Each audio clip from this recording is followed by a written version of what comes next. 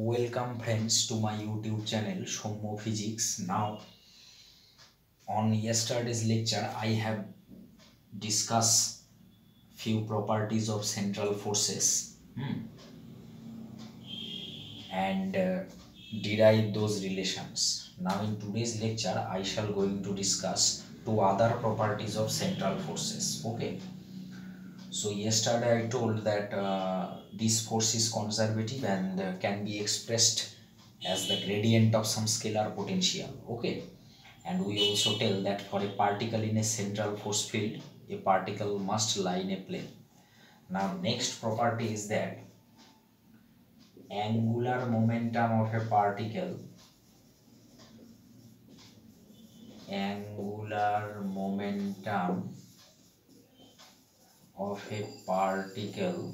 in a central force field remains constant. Okay. Angular momentum of a particle in a central force field remains constant, and how we can verify it? So we know that angular momentum vector can be written in this way, r cross p. So differentiate this expression with respect to t. So what will be dB dt? So d dt of a cross b, that means a cross dB dt plus dA dt cross b. Okay. Now this is what? dP dt is f and dr dt is v, and p also we can write mv. So this term cancels. So only remains r cross f. Okay.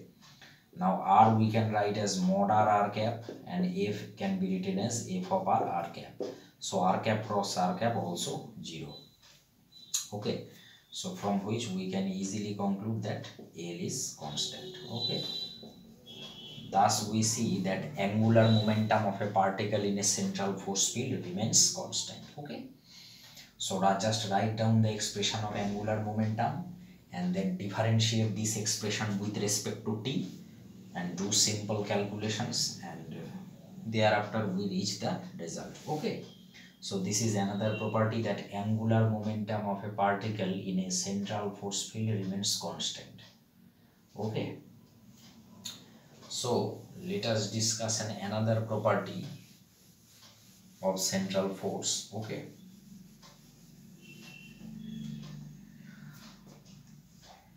That is total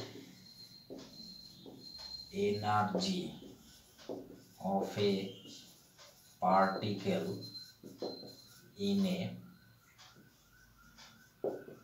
central force field remains constant. Okay. The total energy of a particle in a central force field remains constant, and how we can justify this? Okay. So say these are the 2 points connected. Say this is P initial point and this is Q. Okay. So what should be the amount of work done in taking a particle of mass m from P point to Q point? That we all know.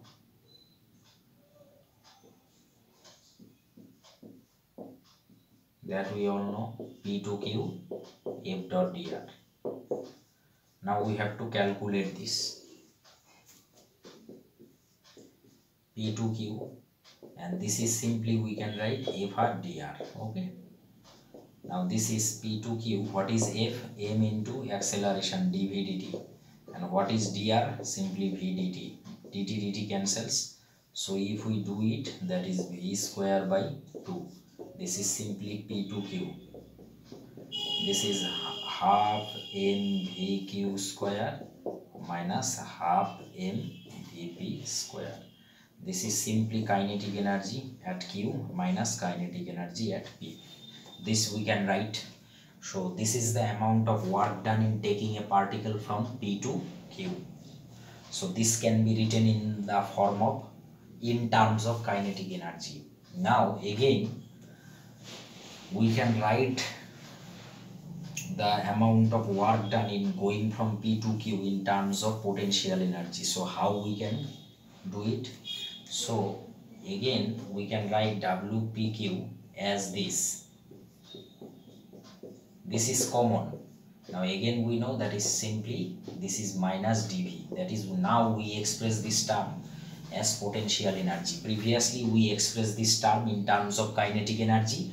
Now we are expressing this term in terms of potential energy. So this is what? This is Q to P dV. So this is simply Vp minus Vq. Okay. And obviously previously we get also TQ minus TP. So both are work done. So we can write these two are equal. Okay. So Vp minus Vq, this equals to TQ minus TP. So what we can write? Vp plus Tp, this equals to Vq plus Tq. Thus we see that the total energy at P equals to total energy at Q. So we have also find that the total energy of a particle in a central force field remains constant. So these are the basic properties of central force. Okay. First I told that central force is conservative and work done by this force around a closed path is zero. The second, that this force can be expressed as the gradient of some scalar potential. Third, I tell that for a particle in a central force field, it must lie in a plane. Fourth, I tell that angular momentum of a particle in a central force field remains constant. And fifth, I tell that total energy of a particle in a central force field also remains constant. And we also justify the results. Okay. So this is the various properties of central force. Okay. Now our next issue, that what are non-central forces. So let's see that. What are non-central forces? Okay. Our next task, what are non-central forces? Okay, so what are non-central forces? So as I told earlier that for central force field, the particle only depends upon the the magnitude of the force only depends upon the distance between the interacting bodies, or you can say between the origin and the object. That's why it is a function of r only. Okay, for central force. But in case of a non-central force, this force not only depends on r but also on other factors, say spin, orientation, etc. So these forces not only depends upon the distance between the interacting bodies but also on other parameters such as spin,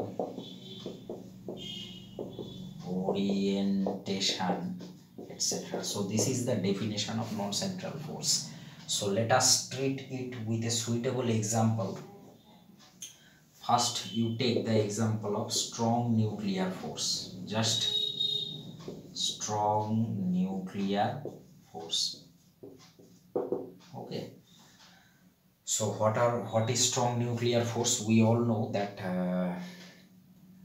the nucleons inside the nucleus are held together. Say there are nucleons and the positively charged protons repel each other and they move far away from each other.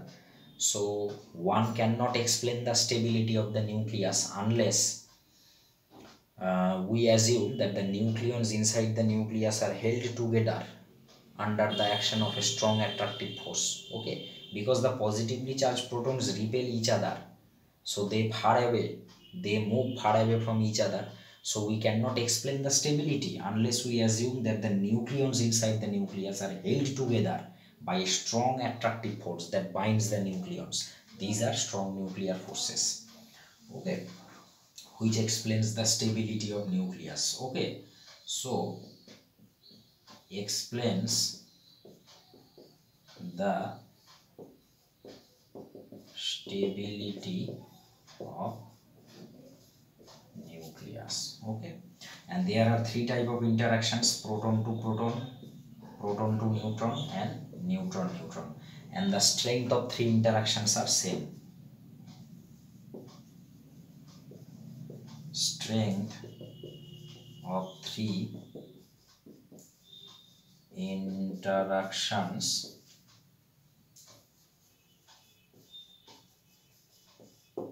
are same. Okay, this is one example. So let us check another example. Okay,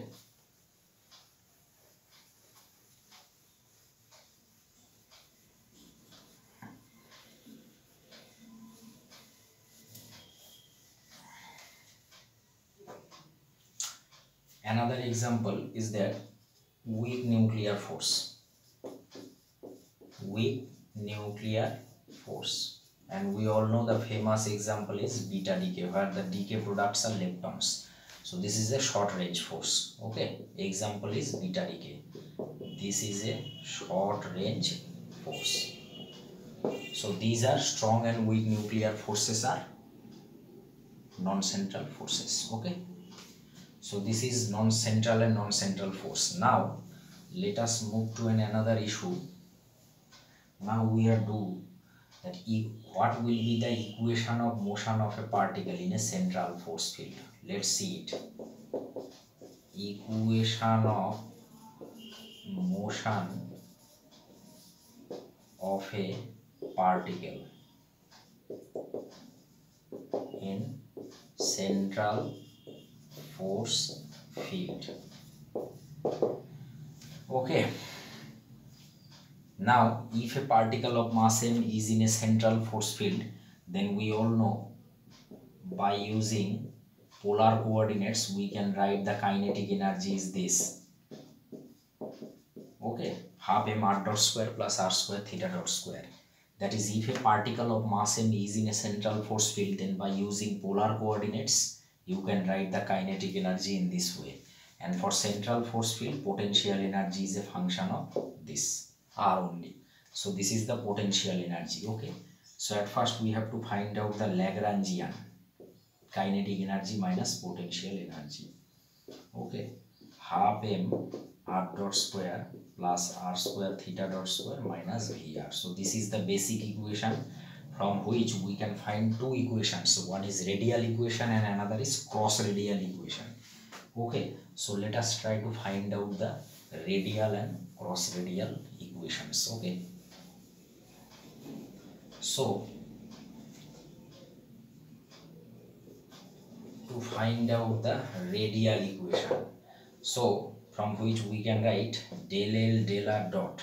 This is simply mr dot, and what will be my del L del R? mr theta dot square minus del V del R.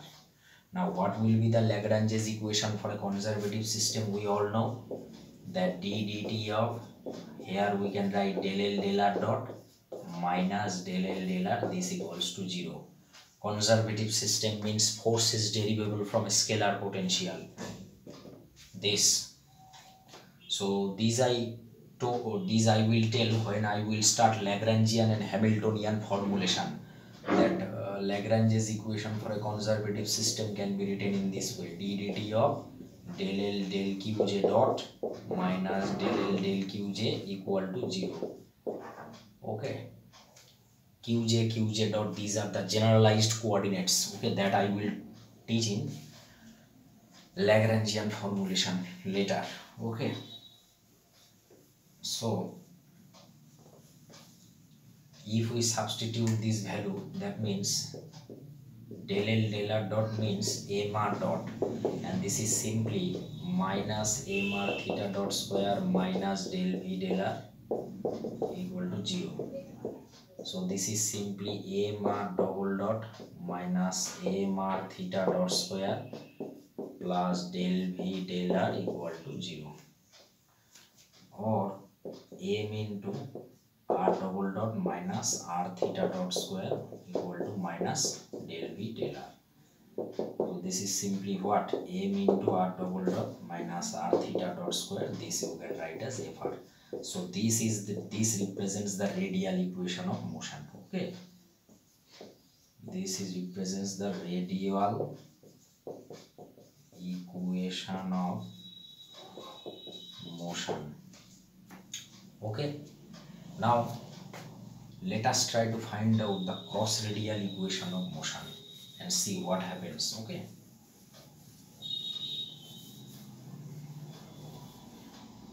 Now we have to write again the general equation Lagrangian, half m r dot square plus r square theta dot square minus Vr. Now you differentiate, since we are trying to find out the cross radial equation, now you can differentiate this with respect to theta. So what will be del L del theta dot? M r square theta dot, and what will be del L del theta? 0, because here no theta term is involved. R dot involved, R involved, theta dot involved, but there is no theta. So partial differential with respect to theta is 0. So what will be the cross radial equation of motion? That is simply d dt of del L del theta dot minus del L del theta is 0, and what represents d dt of del L del theta means m r square theta dot. This term is 0, this is 0. So what does it represents? M r square theta dot L equal to constant. Thus we see that this is an important equation. All of you know it, that angular momentum of a particle in a central force field remains constant. What I tell previous agrees with this result. Previously I told that angular momentum remains constant, and by using the equation of motion we also prove it. That m r square theta dot means what? Angular momentum. So this represents the constant. Okay. So we find the radial and cross radial equations of motion. Okay.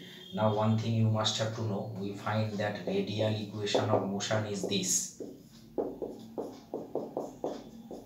and cross radial equation of motion is this. These are commonly known as integrals of motion,